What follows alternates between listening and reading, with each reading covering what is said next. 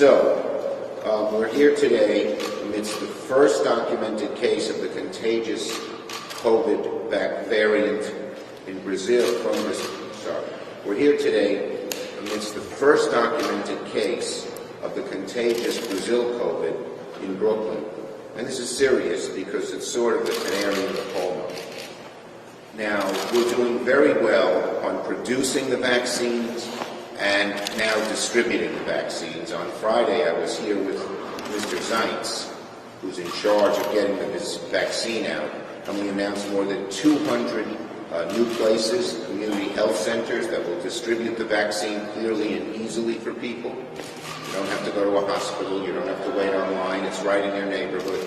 And the fact that New York will get an increased number of vaccines, 33% more than in the past, 1.65 million a week, which is a lot of vaccines for New York. By the end of April. Right, by the end of April. But there's one problem.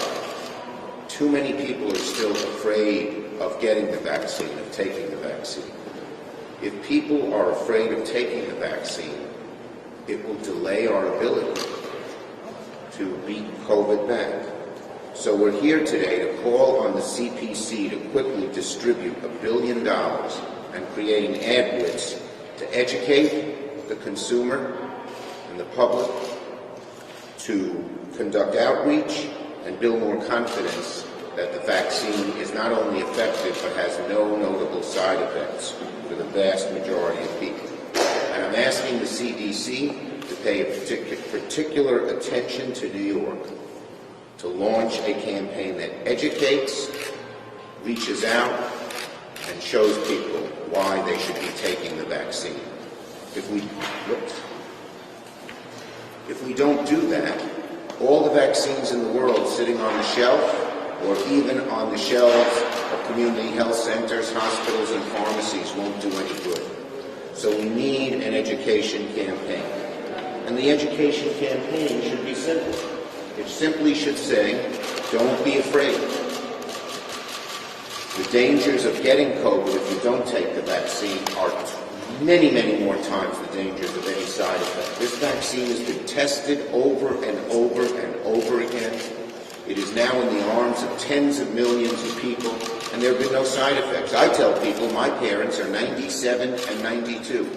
They got the Pfizer vaccine, both doses, but had no side effects at all. And so a study this week found that about 1 in 3 adults don't want to take the vaccine.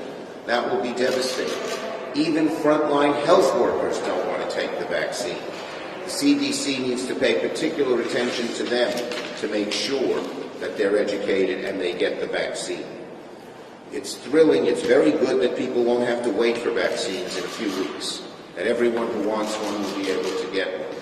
But it won't do the job if too many people don't take it. So I say once again,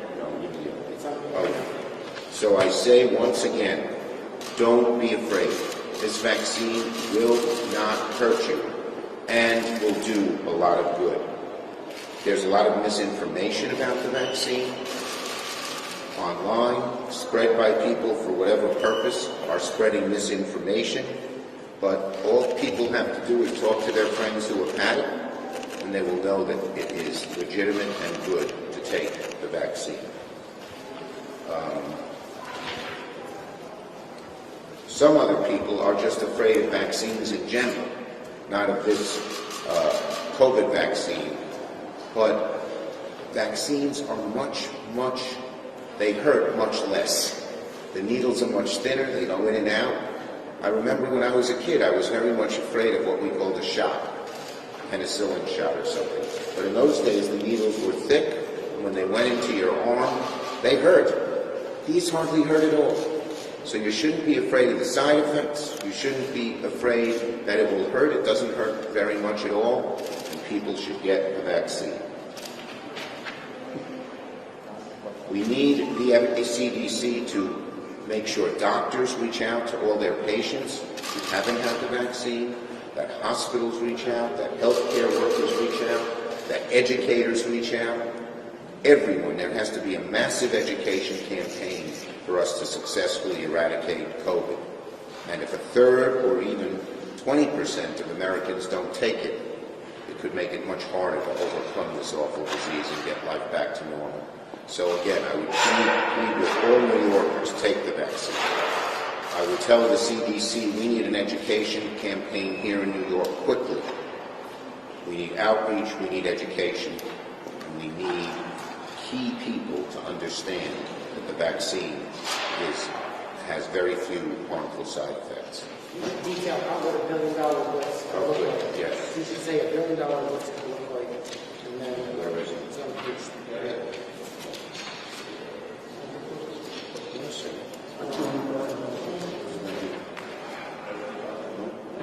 Let me explain.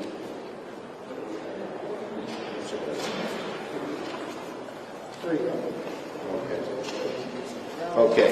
The campaign can be boots on the ground and a door-to-door campaign. It could be public service ads. They should use every aspect of reaching people. That's how important. Let me say it again. The campaign should be door-to-door. It should be public service on the airwaves, both digital as well as television and radio. And they should reach out to particular community leaders, doctors, teachers, educators, ministers, so they can let the people they come in contact with know that it's okay to take the vaccine. Okay? Yep. Great. Now, I just want to say a word. I'll be speaking at the anti-Asian violence rally. The violence against the Asian American community is nothing short of despicable. The Asian American community is a great community. They work hard. They're family-oriented. They create businesses. They're patriotic. They are in many of our public services. They volunteer in the armed forces. 9% of the New York City Police Department is Asian American. And to have discrimination, we mourn for the families of the 8 people who were lost in Atlanta. But we also, it breaks your heart to know when Asian Americans walk down the street that they're worried that they might be confronted with someone who's violent. This has to stop. We've had 4 years of a president who seemed to condone bigotry. He didn't condemn it. We've had 4 years of a president when people are violent, he didn't speak out enough against it. And all the sort of lurking and bigoted forces seem to come to the surface within this president. But now we have a new president who's vigilant in putting these things down. All Americans, anytime they hear any kind of anti-Asian sentiment, should confront it and say it's wrong. Violence against one is violence against all. When there's violence against one group, there's violence against another group. It must stop. And our society must, particularly after 4 years of Trump, where there was not the proper condemnation, we all must do it. And I've done it just about every single day in the last week. Okay? Questions first on the subject, on the Blitz. Yes. On the Blitz, Majority Leader Schumer, what is President Biden and Speaker Pelosi's reaction to your proposal to the CDC? Have you briefed them on Yes, that? no, the $1 billion we have put in the bill, in the ARP bill, the money is there. We're just urging that it get out quickly and that New York gets the money very quickly. But they agree with the concept. The money was secured in ARP, we're saying spend it now. Spend it right away. We don't have time to wait. They're doing a great job on producing more vaccines. They're doing a great job on distributing the vaccines. But if we still have a quarter of the population who doesn't want to take it, it will slow down our complete recovery from COVID. And so we need an education campaign now. Okay? Any others on this subject? Okay, on Asian violence. Yes. On Asian violence, Majority Leader Schumer, you mentioned you were going to speak at that rally today. What is going to be your message to New Yorkers? And if New Yorkers do see discrimination and are afraid to speak out, if they're an undocumented immigrant, let's say, what is your message to them regarding community and policing? My message is that whenever we see violence, we should speak out.